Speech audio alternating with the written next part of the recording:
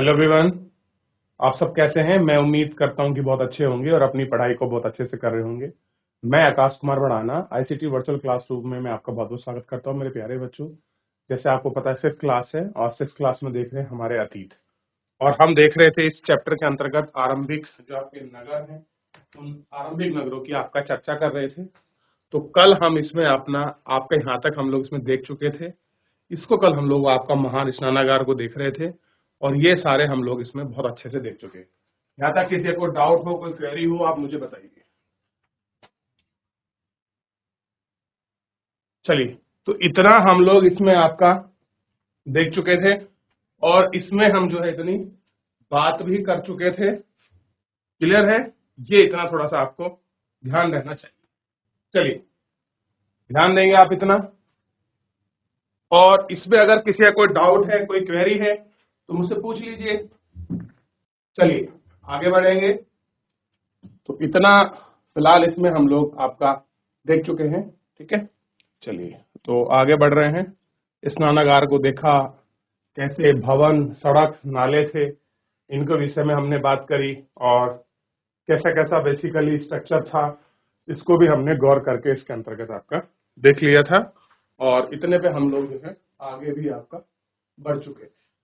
ठीक है, चलिए आगे देखें। यहां से ये आप देखिए, नगरीय जीवन को थोड़ा सा आप गौर करके देखिए और इस नगरीय जीवन को आप देखेंगे तो आप बहुत अच्छे से पाएंगे कि स्थिति क्या है, कैसी है, और मोहनजोदाड़ो में क्या स्थिति बनी, क्या कंडीशन थी, कैसे कैसे थे, इन सब के विषय में आप गौर कर पाएंगे। कैसे हमको मोहर मिली और कैसे हमें जो खेल के खिलौने हैं वो यहाँ से हमें प्राप्त हुए, आप इसको बड़े अच्छे से गौर कर आपका महसूस करते हैं। ठीक है, अब चलिए, फिलहाल तो कल हम जो था ये आपका हम इसमें यहां तक आपका नीचे तक आपका पढ़ पाए थे, देख पाए थे। अब नगर और शिल्प की बात करते हैं। इसको समझने का प्रयास करेंगे कि आपका नगर और शिल्प में क्या स्थिति बेसिकली आपका बनी हुई थी। कह रहे हैं कि आओ अब कुछ चीजों के बारे में हम लोग अध्ययन करें कि जो हड़प्पा के नगरों से प्राप्त हुई हैं। बेसिकली कहाँ से मिली हैं? जो हड़प्पा के शहर हैं उन शहरों से ही हमको वो चीजें कुछ प्राप्त हुई हैं। कह रहे हैं पुरातात्विक विदों की जो चीजें हमें वहां मिली हैं उनमें अधिकतर पत्थर, शंख, कांसे, सोने, चांदी जैसी धातुओं से बनाए गए थे। कह रहे जो भी हमको वहां चीजें मिली हैं, अगर आप उन चीजों को देखते हो, हथियार थे और गहने एवं बर्तन भी क्या थे उसमें आपका बनाए गए थे। सोने और चांदी से गहने और बर्तनों को बनाया जा सकता था। ठीक है, कह रहे यहाँ मिली आकर्षक वस्तुएं क्या है? मन के और बाट और फलक हैं। कभी कभी यहाँ मन के भी मिले हैं, कुछ फलक भी मिले हैं, कुछ बाट भी मिले हैं। तो बाट मैंने आपको दिखाए हैं, ये है बाट। इस प्रकार के एक विशिष्ट रूप से ये आपका बने।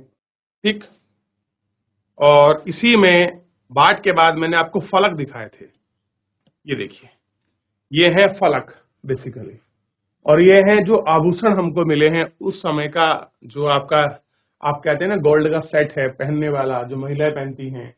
क्लियर है? तो जो गोल्ड के आभूषण है, ज्वेलरी है, वो बेसिकली उस टाइम में, प्राचीन समय में ऐसी हुआ करती थी आपकी ज्वेलरी। तो वो हमारे सामने है और उस ज्वेलरी को हम लोग आपका देख रहे हैं। क्लियर है? तो इस तरह की धातुएं, ये सारी चीजें इनसे बनी होती थी।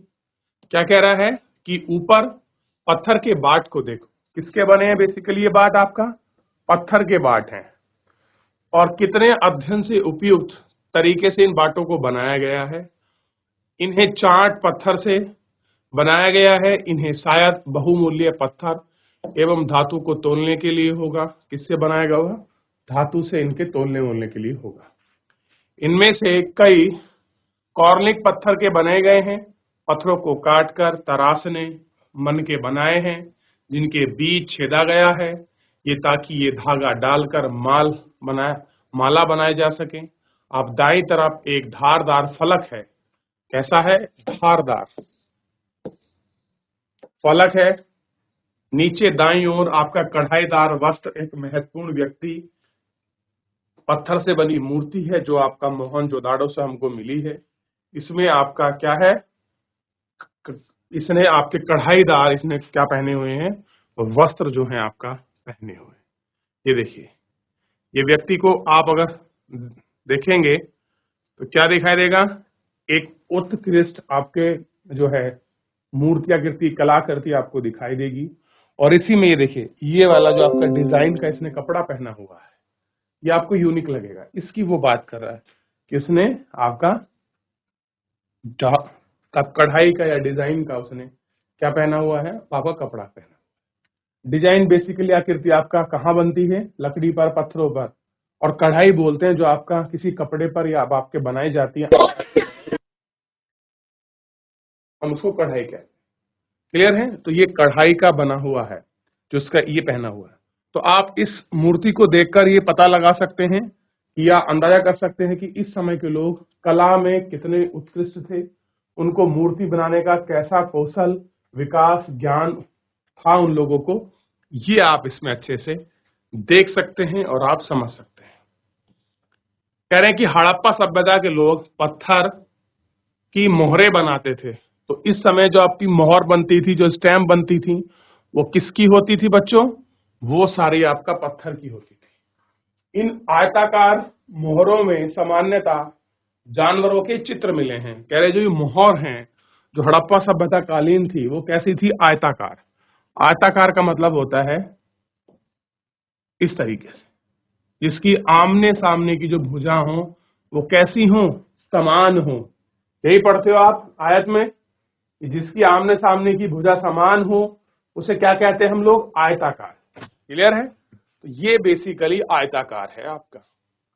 तो आयताकार क्या मिली है, मोहर, और मोहरों पर क्या मिला है, आपका जो जानवर है उसके जो चित्र हैं वो हमें बेसिकली देखने के लिए यहाँ इस पर मिले हैं।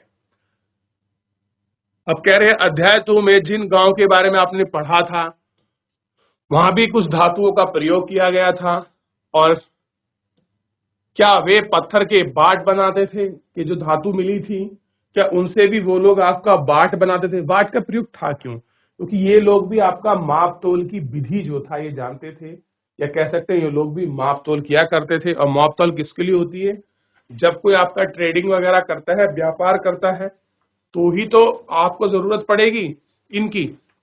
कह रहे संभवतः 7000 साल पहले मेहरगढ़ में कपास की खेती, क्लियर है, कपास की खेती, मोहनजोदाड़ो के कपड़े के टुकड़ों के अवशेष, चांदी का एक फूलदान।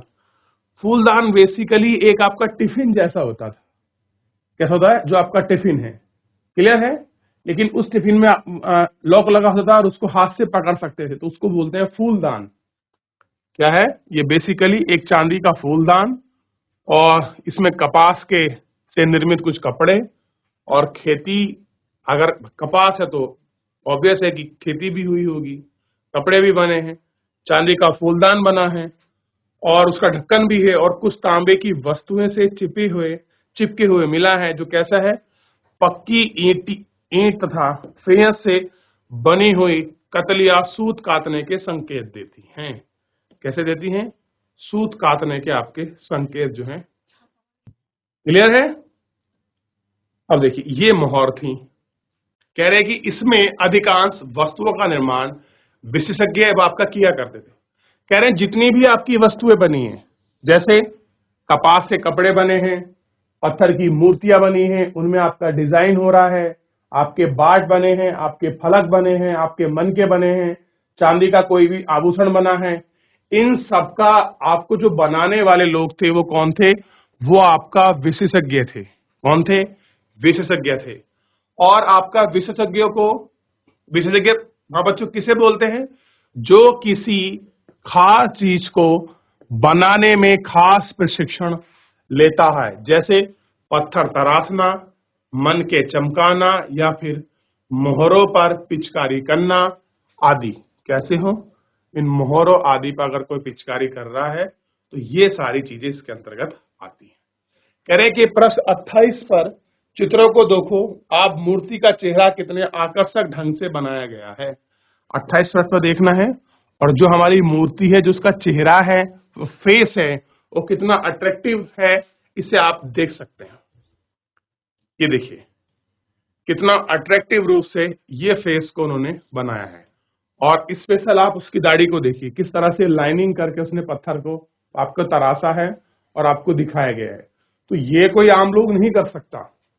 कि कौन कर सकता है? जो इसको बनाने में बड़ा आपका पारंगत हो, एक्सपर्टीज उसकी हो, या फिर उसका आपका बहुत बड़ा बाप का विशेषज्ञ हो, तो ही इस तरह का आप देखिए किस तरह से उसने आपका बनाया हुआ है। कैप सी पहनी हुई है, पीछे बाल निकले हुए हैं, दाढ़ी बनी हुई है, कितना अच्छा सा एक उसने मूर्ति बनाई है। आप इसको देख लीजिए।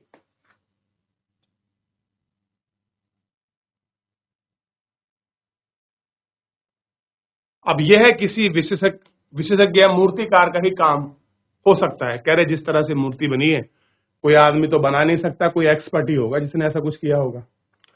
हर व्यक्ति विशेषज्ञ नहीं हो सकता। इससे हमें पता चलता है कि क्या सिर्फ पुरुष ही ऐसे काम में प्रशिक्षण हासिल थे। कह रहे हैं कि आप कह रहे हैं लोगों की हर कोई एक्सपर्ट है, तो वो तो संभव ही नहीं है। ऐसा हो ही नहीं सकता हर चीज में कोई एक्सपर्ट हो जाए। और केवल हम ये कहने लगे केवल आपके पुरुष ही एक्सपर्ट थे इस काम करने में, या फिर केवल महिलाएं। शायद कुछ महिला और कुछ पुरुष ही दोनों इस काम में दक्ष थे। दक्ष का मतलब होता है कुशल होना, एक्सपर्ट होना। यानी कि ये क्लियर नहीं है कि ये जो मूर्ति बनाई है किसी पुरुष ने बनाई है, किसी महिला ने बनाई है। इसका कोई भी ऐसा कोई आपकी चर्चा, कोई एविडेंस, कोई अवशेष हमको या कोई विशेष जानकारी नहीं है। हो सकता है कि दोनों ही क्या हो, एक्सपर्ट हो, आपका मेल भी और आपका फीमेल भी। क्लियर है? अब देखिए एक शब्द आपको मिला है आपका फेयंस। यह पत्थर और संग प्राकृतिक तौर पर पाए जाते हैं, लेकिन फेयंस को कृत्रिम रूप से तैयार किया जाता है।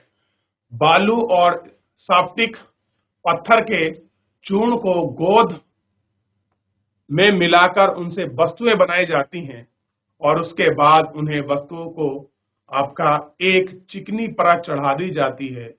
और एक चिकनी परत का रंग प्राय नीले एवं हल्के समुद्री हरे होते हैं। कैसे होते हैं? हल्के हरे समुद्री कलर के ये आपको देखते हैं। फेन से आपके चूड़ी, मनके, बर्तन ये सब बनाए जाते थे। चलिए आगे बढ़ते हैं कि इस समय कुछ आपका रॉ मटेरियल यानी कि कच्चे माल की भी इनको जरूरत पड़ती होगी। तो ये सारा कच्चा माल ये लोग कहां से खरीदते थे, क्या है? कह रहे हैं कि कच्चे माल की खोज में अगर आपको रॉ मटेरियल चाहिए उसके लिए क्या कर रहे थे। कह रहे हैं कि कच्चे माल उन पदार्थों को कहते हैं जो या तो प्राकृतिक रूप से मिलते हैं या फिर किसी किसान या पशुपालक उनका उत्पादन करता है। कैसे मिलेंगे? या तो कोई आपका किसान या कोई पशुपालक उनको क्या करे, उत्पादन करे, उनको प्रोड्यूस करे, या फिर क्या हो गया आपका वो प्राकृतिक रूप में हमें मिल जाए। क्लियर है? जैसे लकड़ी, धातु के अयस्क प्राकृतिक रूप से उपलब्ध कच्चे माल हैं। कैसे हैं? प्राकृतिक रूप से उपलब्ध आपके कच्चे माल हैं। लकड़ी या ये इनमें कई तरह की चीजें बनाई जाती थी। मिसाल के तौर पर किसानों द्वारा पैदा किए गए कपास को कच्चा माल कहते हैं। कह रहे हैं जो आपका किसान है हमारे, वो खेती करते हैं, खेती से क्या उगाते हैं? कपास। और कपास भी क्या है? एक तरीके का आपका रॉ मटेरियल है। कैसा है? रॉ मटेरियल, जिसके बाद में कताई बुनाई करके कपड़ा तैयार किया जाता है। कपड़े में लोगों को कई चीजें वहीं से मिलती थी, लेकिन तांबा, लोहा, सोना, चांदी, बहुमूल्य पत्थर जैसे पदार्थ वे दूर दूर से आयात करते थे। क्या होते थे? वे पत्थर जैसी चीजों को क्या करते थे आपका, वो आपका दूर से मंगाते थे।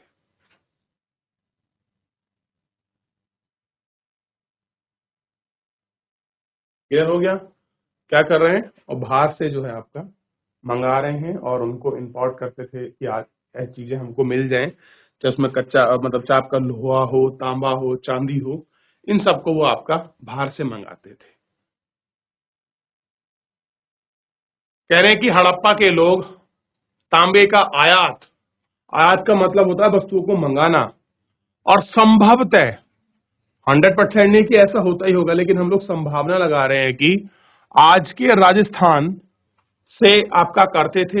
यहां तक कि पश्चिमी एशियाई देश ओमान, एक गल्फ कंट्री है ओमान, से तांबे का आयात किया जाता था। कांसा बनाने के लिए तांबे के साथ मिलाई जाने वाली धातु आपके टिन थी। अगर आपको कांसा बनाना है, ध्यान दीजिए, कांसे के बर्तन आते हैं, तो कांसे के बर्तन किससे बनते हैं? तांबा प्लस अगर आपने टिन को मिक्स कर दिया, क्या कर दिया प्यारे बच्चों?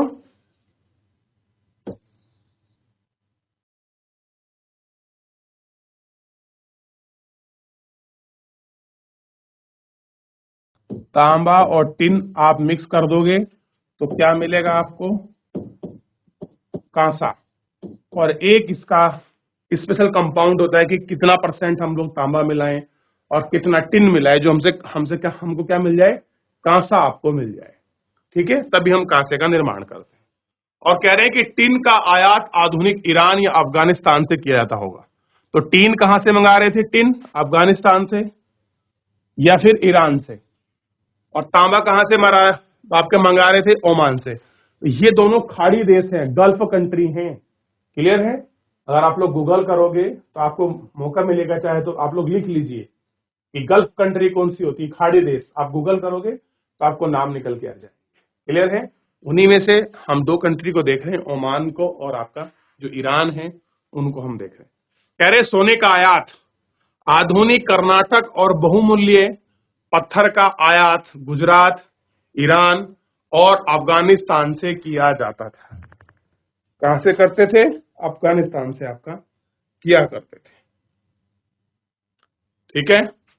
चीजों को एक जगह से दूसरी जगह ले जाया जाता था। इन चित्रों को देखो, एक खिलौने हैं और दूसरी ओर मोहर हैं। क्या तुम बता सकते हो कि हड़प्पा के लोग यातायात को किन संसाधनों का प्रयोग करते थे? पिछले अध्याय में तुमको पहिए एवं वाहनों की जानकारी दी गई है। बच्चों के खेल खिलौने, हल, आज के चलाने वाले ज्यादातर पुरुष हल को ज्ञात भी नहीं है। यह प्रथा हड़प्पा काल की थी। ये देखिए, सबसे पहले एक खिलौना मिला है। और पहले तो हमारे टाइम में तो ऐसे बनते थे, आप पता नहीं आप लोग कभी खेले हो ऐसे? ये नहीं, बहुत से लोग मिट्टी के बनाते थे, बहुत से लोग इनको लकड़ी का बनाते थे। देख लिया? चलिए आगे बढ़ते हैं। ये शीट देखिए, एक क्या कुछ स्पेशल आपको नजर आ रहा है इसमें? देखिए, ये आपको डिजिटली रूप से बड़ा अच्छे से आपको दिखाई दे रही है चीजें। आप इनको समझने का प्रयास कीजिए थोड़ा सा। कुछ बच्चे बड़े ध्यान से पढ़ रहे हैं। ये देखिए, एक इसमें सीट है और आप इसे गौर करके देखेंगे तो देखिए इसमें कुछ आपको डिजाइन बने हुए दिखाई देंगे। ठीक है, देखिए दिखाई दे रहे हैं कुछ डिजाइन, देख पा रहे हैं? चलिए देख लिया? कह रहे हैं नगर में या फिर जो आपके शहरों में, नगरों में रहने वालों के लिए भोजन, कि जो लोग शहरों में रहते हैं उनके लिए खाना कहां से आता है, क्या चीज है, थोड़ा सा इस पर गौर करिए। लोग नगरों के अलावा गांव में भी रहते हैं। ऐसा नहीं कि केवल सारे लोग आपका शहरों में रह रहे हैं, नहीं, कुछ लोग जो है आपका गांव में भी आपका रहते हैं। ठीक है? और वे अनाज उगाते हैं, जानवर पालते हैं। किसान और चरवाहों की शहरों में रहने वाले शासक और लेखकों को, दस्तकारों को खाने के सामान देते थे। क्या करते हैं? क्या है इसको? दस्तकारों को खाने के लिए सामान देते थे। पौधों के अवशेष से पता चलता है कि हड़प्पा के लोग गेहूं, जौ, दालें, मटर, चना, तिल, सरसों उगाते हैं। क्या उगाते थे ये लोग?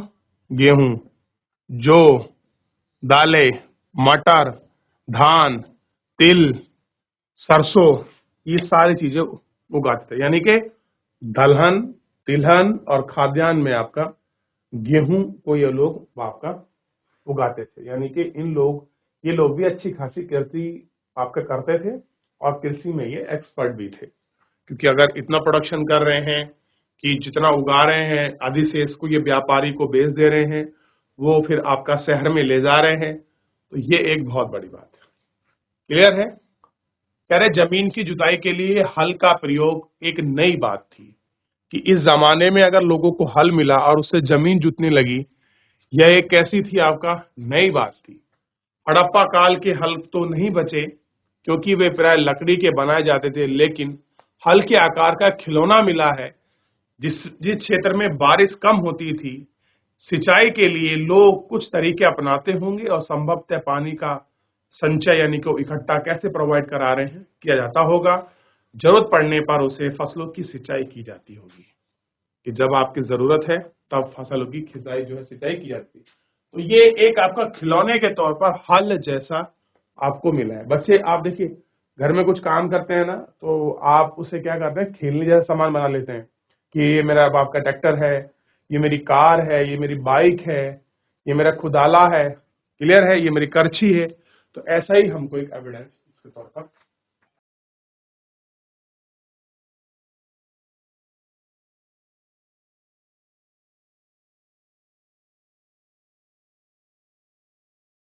आगे बढ़ते हैं। अब होता क्या था, बेसिकली सिंचाई करने का प्रयोग करते। अब क्या करते थे, यहाँ के जो लोग थे, हड़प्पा के लोग गाय भैंस भेड़ बकरी सब पालते थे और बस्तियों के आसपास अपने तालाब होते थे, चारगाह होते थे। तालाब मतलब पानी, जो उनको पानी चाहिए वो आपका पशुओं को, वो पानी उनको आसानी से मिल जाता था। और चारगाह ऐसी जगह होती जहां अपने जानवर को आपका चरा सकते थे, तो उनको चारगाह मिलते हैं। लेकिन सूखे के महीने में वो अपने मवेशी को झुंड की पानी की तलाश में वो आपका दूर दूर ले जाया करते थे और बेर जैसे फलों को इकट्ठा करते थे, मछलियां पकड़ते थे और हिरण जैसे जानवरों का शिकार करते थे। तो इतना हमने देखा।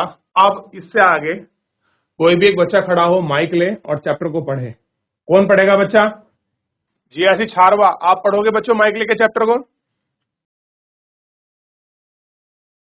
गुजरात में हड़प्पा काल नगर का श्रम निरीक्षण कच्छ में के इलाके में खरीद बैंक के किनारे धोलावीरा नगर बसा था। वहाँ साफ पानी मिलता था और जमीन उपजाऊ थी। जहाँ हड़प्पा सभ्यता के कई नगर तो भागों में विभक्त थे, वहीं धोलावीरा नगर को 3 भागों में बांटा गया था।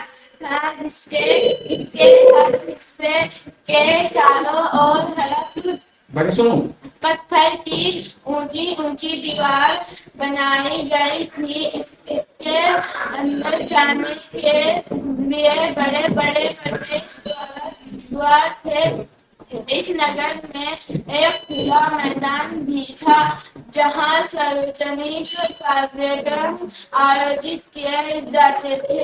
यहाँ मिले कुछ अवशेषों में हड़प्पा लिपि के बड़े बड़े अक्षरों को पत्थरों में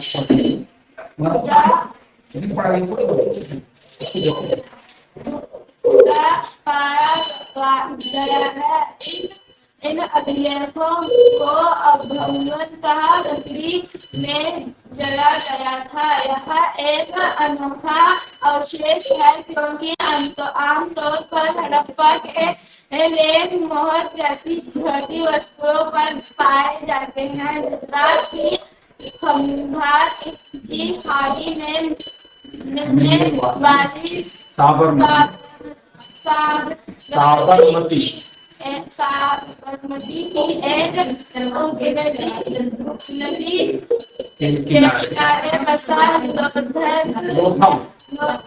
नगर ऐसे बसा था जहाँ कीमती पत्थर जैसा कच्चा माल आसानी से मिल जाता था। यहाँ पत्थरों, शंखों और धातुओं से बनाई गई चीजों का एक महत्वपूर्ण केंद्र था। इस नगर में एक भंडार गृह भी था। इस भंडार गृह से कई मुद्रांकन या मुहरबंदी मिट्टी पर दबाने से बनी उनकी छाप मिली है।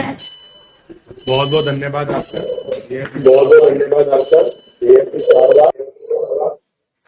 चलिए बेटा, आपने पढ़ा।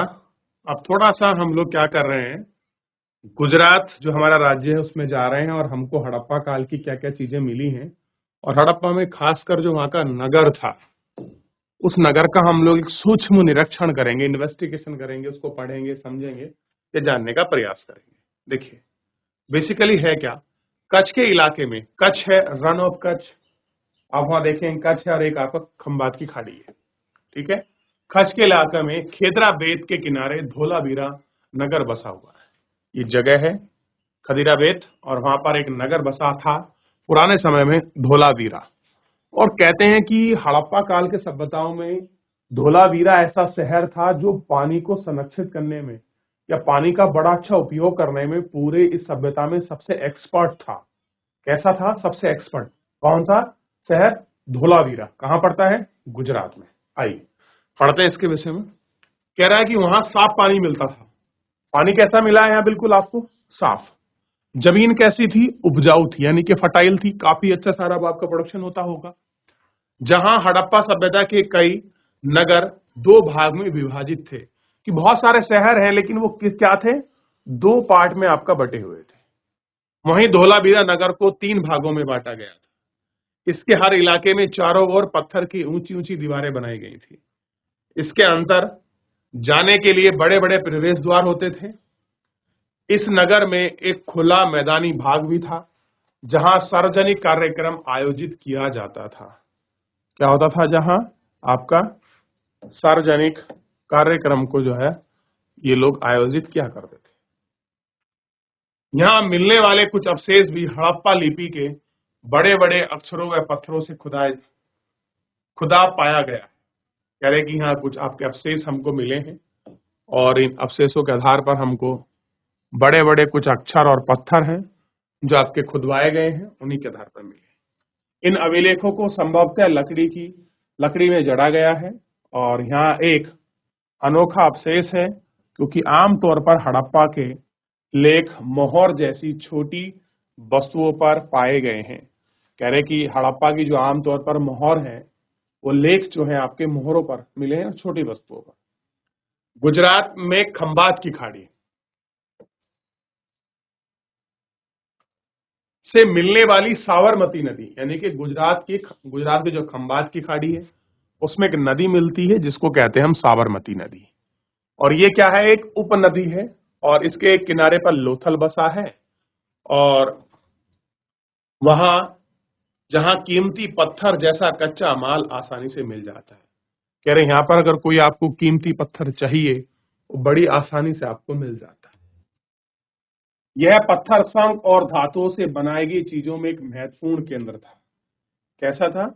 आपका बनाई गई आपके एक महत्वपूर्ण जो धातु है उनमें से आपका एक था। यह शंख और धातुओं से बनाई गई चीजें महत्वपूर्ण केंद्र था।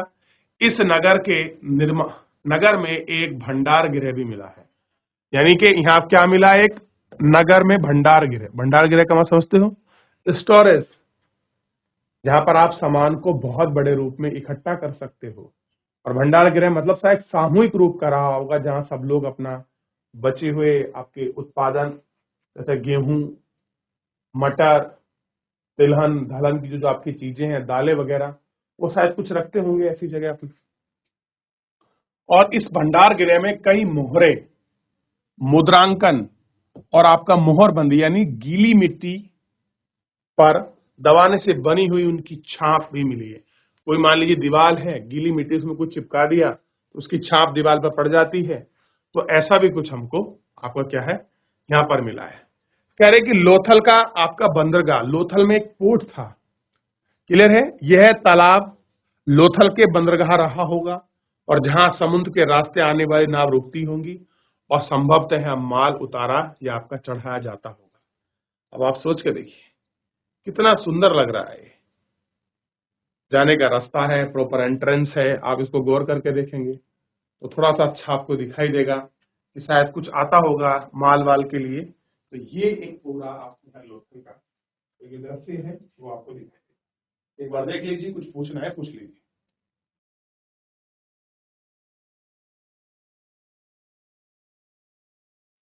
चलिए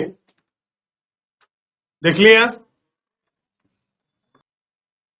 कह रहे हैं कुछ यहाँ मन के मिले हैं, कुछ बहुत सारी चीजें, काम के टुकड़े, पत्थर वगैरह ये आपका मिले हैं। अब ये लास्ट थोड़ा सा बचा है, इसको और आपका देख लेते हैं, समय भी समाप्त हो रहा है और ये चैप्टर पूरा खत्म हो जाएगा। कह रहे सभ्यता का अंत का रहस्य, जब इतनी बड़ी सभ्यता थी, इसमें नगर बसा हुआ था, व्यापार होता था, कृषि हो रही थी, सब कुछ था, आखिर में ये सभ्यता चली कहाँ गई, खत्म कैसे हुई, इस सभ्यता पर बात करते हैं। कह रहे हैं कि लगभग 3900 साल पहले एक बड़ा बदलाव देखने को मिला। अचानक लोगों ने इन नगरों को छोड़ दिया, लेकिन मोहर बाटों का प्रयोग आपका बंद हो गया। दूर से कच्चे माल की आयात में काफी कमी हो गई। मोहनजोदड़ो में सड़कों पर आप कचरे के ढेर बन गए। जल निकासी प्रणाली नष्ट हो गई और सड़कों पर आपका झुग्गी नुमा घर बनने जाने लगे। क्योंकि यहाँ सब कुछ हुआ और कुछ पता नहीं। कुछ विद्वानों का कहना है कि नदी सूख गई, अन्य का कहना है कि जंगलों का विनाश हो गया, और यही कारण हो सकता है कि ईंट पक्के पकाने के लिए ईंधन की जरूरत पड़ती है। इसके अलावा मवेशियों को झुंड के लिए चारागाह और घास वाले मैदान की आवश्यकता होती, जो समाप्त हो गए, और कुछ इलाकों में बाढ़ आ गई। लेकिन इन कारणों से यह स्पष्ट नहीं हो पाता कि सभी नगरों का अंत कैसे हुआ, क्योंकि बाढ़ और नदी के सूखने का असर कुछ इलाकों में हुआ होगा। कह रहे ठीक है, हम मान सकते हैं चीजें हुई होंगी, लेकिन सारा सभ्यता नष्ट हो जाए, ये कोई बहुत बड़ी बात है नहीं। ऐसा लगता है कि शासकों का नियंत्रण समाप्त हो गया होगा। जो भी आपका परिवर्तन आए वो बिल्कुल साफ असर दिखाए रहे हैं। आधुनिक पाकिस्तान में सिंध और पंजाब में आपकी बस्तियां कैसी थी, उजड़ गईं, और कई लोग पूर्व और दक्षिण इलाकों में नई नई छोटी बस्तियों में जाकर बस गए।